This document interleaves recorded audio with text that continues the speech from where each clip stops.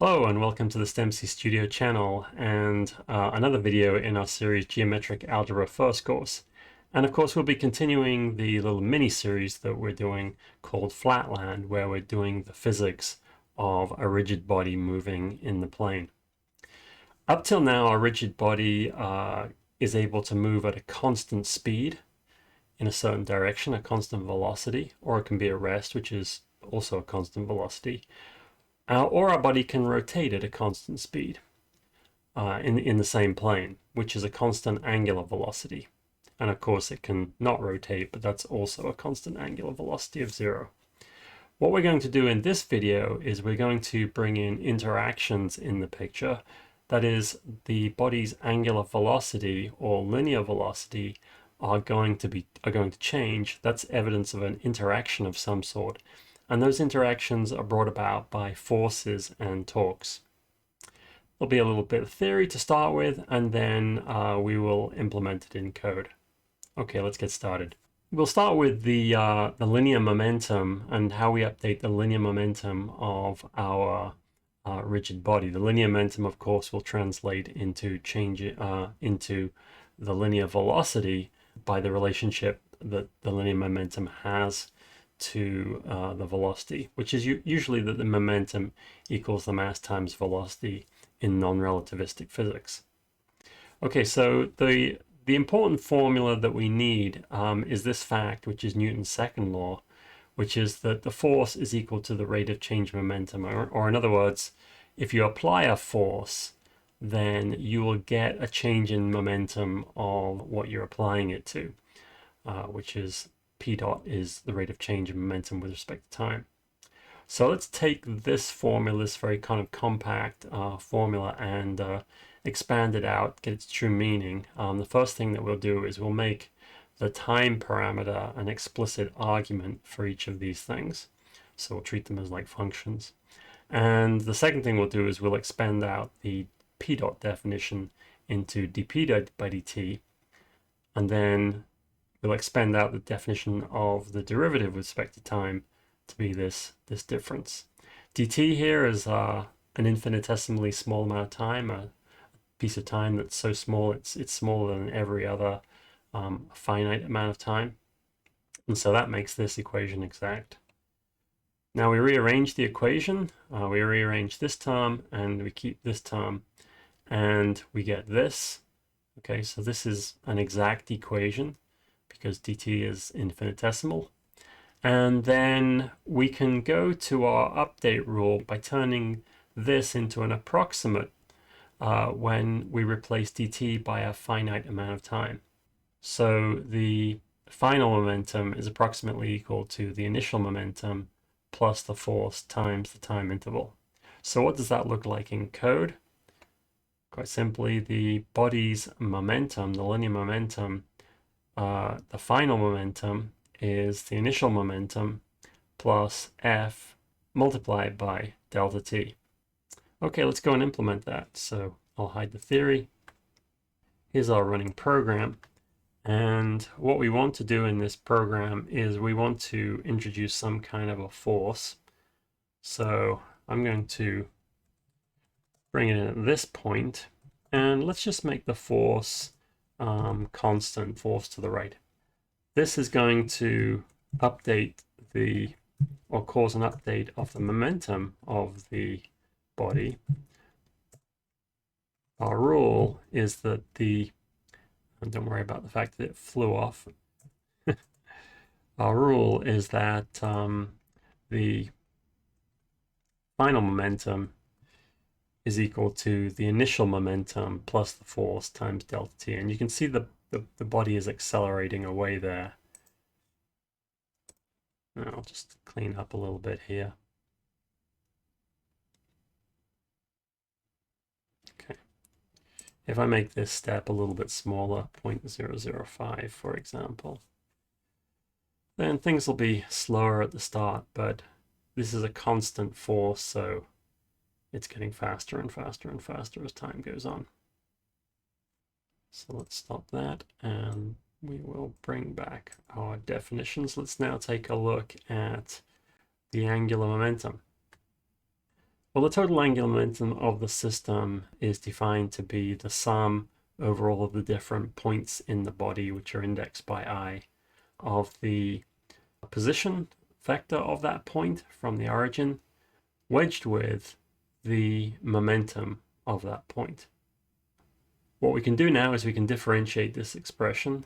L dot, which is the rate of change of the total angular momentum with respect to time, is then just the sum, and this sum applies to both terms, the sum of x dot wedged with pi plus xi wedged with pi dot. Okay, now the first term is going to vanish because xi dot is parallel to pi, and since this is a wedge product and the two vectors are parallel, you're going to get 0. So this term is going to vanish, and then this one we can replace the p dot I with just the force on that ith particle.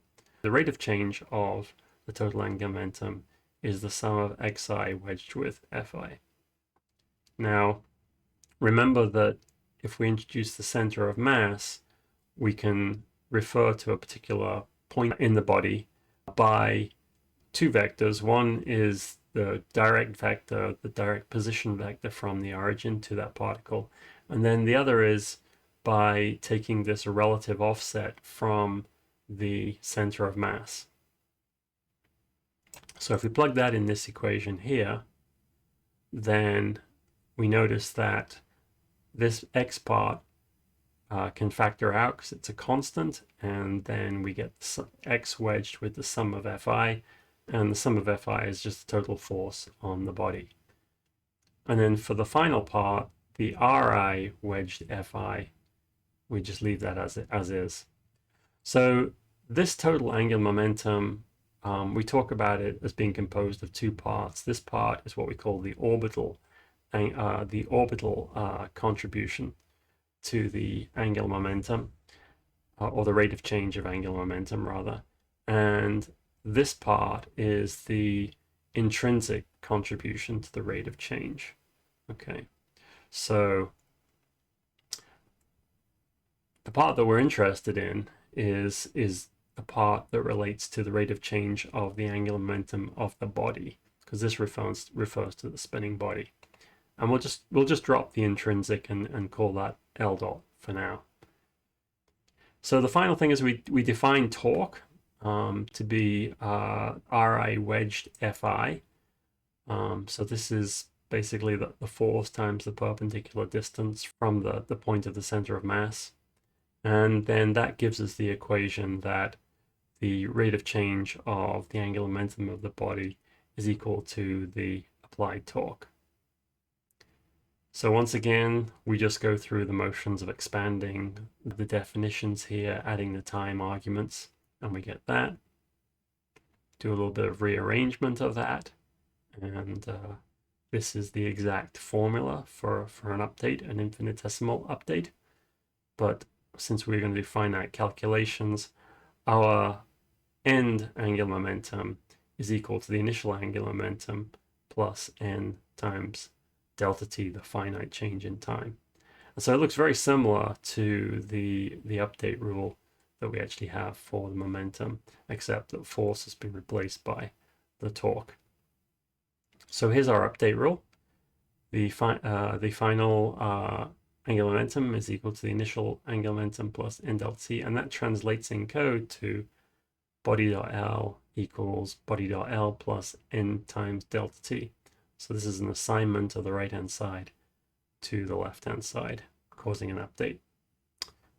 Let's try that in code. Okay, so recall that n is a bivector now. Okay, as a torque, it's a bivector because n is the wedge product. It's the sum of all of the little torques applied to each particle. So let's do const n equals, let's keep it really simple, E1 wedge E2 is the sort of the simplest bivector we know. For the time being, I'm just going to set our force to be equal to 0. And let's do the update. I'll move this down a little bit. Let's do the update to the angular momentum. the body's angular momentum is updated by adding n times delta t. Okay, so let's give that a go. So here we go. We've actually got a slightly smaller time interval, but you can see that our body is starting to rotate. If I change the torque and put a minus sign in there, then you can see that the body starts to rotate in the other direction. All right, now I did observe that when I ran this for a little while, something interesting happened. So I'm just going to do that, and then we'll take a look and see how ways we can fix this. So everything looks pretty good. You know, the square is basically staying the same size, but it does appear to be getting a little bit bigger. I'll just let it go for a little longer. I'm going to turn off the documentation. So as it's getting time's going on, it definitely seems to be getting bigger. Yeah, so it's definitely a lot bigger than it was before. Getting faster and faster, rotating. All right, so what's going on here? What could be going on? Well, let's go and look at our square, and let's take a look at how the points were updated. So you can see that what we're doing is we are applying a transform, which is basically converting from the local position to the rotated and translated position. And the way that we do that is we apply the rotation in the first part, and then we apply the translation in the second part. The points are getting further away from the origin. In this case, body.x is not changing. It's just 0. So what seems to be happening is that r appears to be getting larger and larger in each step, and that would kind of cause the point to move further away from the origin. So that's my belief. And of course, the rotor should have magnitude 1 overall. So let's kind of like see if we can see that going on. So we'll come back to here, and here's a place where we are. We've just updated the so I'm going to print line r equals $r. Okay, and that's body.r, by the way.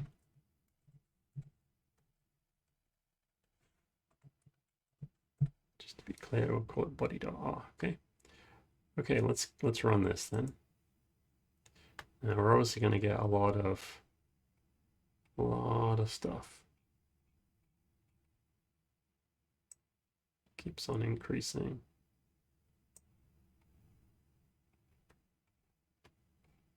It's not obvious that this is getting bigger because it's changing the amount of each part is changing. But what we probably will see here is that at some point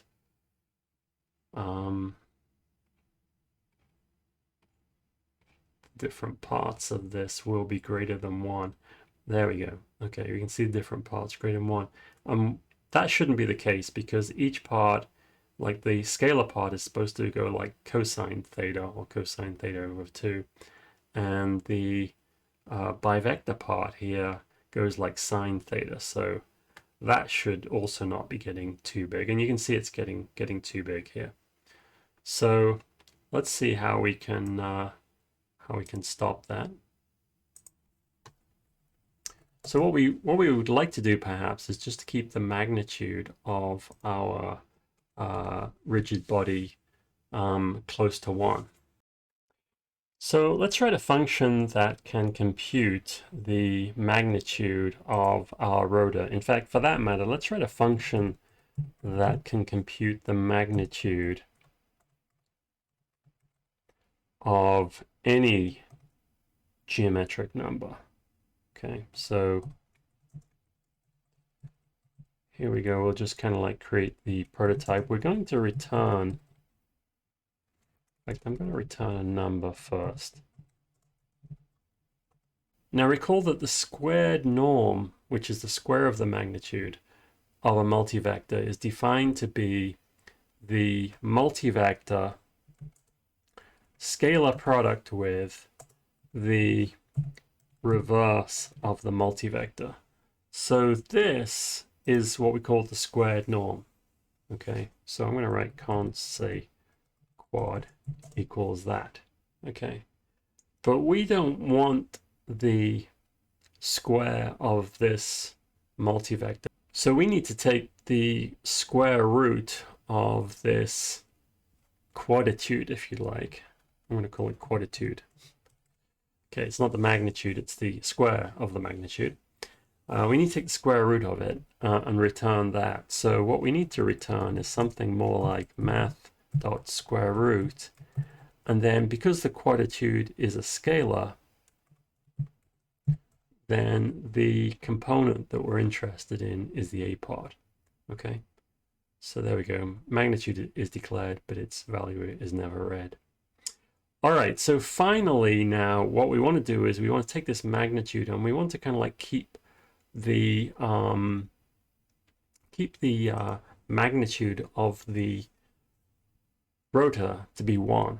So we want to do something like this: body dot r equals body dot r divided by the magnitude of the body dot r. So we'd like to do something like this. Now, unfortunately, it's not going to work just at this moment in time, because recall that when we do operator overloading division, we are only dividing by something that on the right-hand side is a geometric. So we can fix that by changing this to return not a number, but instead we're going to return a new geometric. And this will be the scalar part, and then the other parts will be 0. Okay. All right, so now let's print out the magnitude of the body dot r.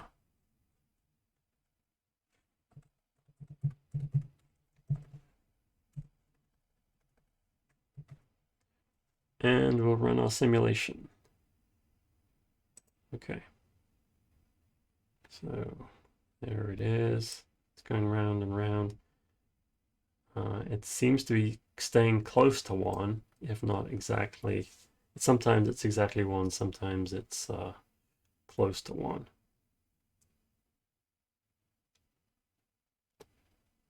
And the body's picking up speed. Don't see it getting any bigger at this moment in time. Let's check down here. Maybe we should print a few less times. Certainly seems to be staying close to 1, as we'd hoped. I didn't think this was going to produce so much output. Let's just hide this now. Okay. And we'll let it go for a second. There we go. Speeding up.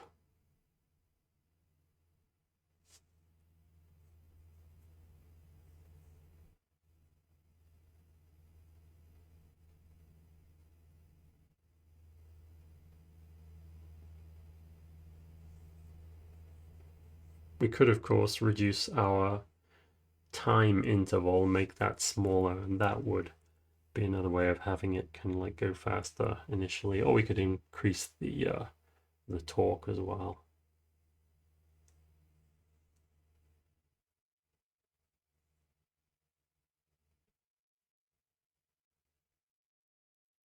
But we definitely seem to be we seem to have managed the problem.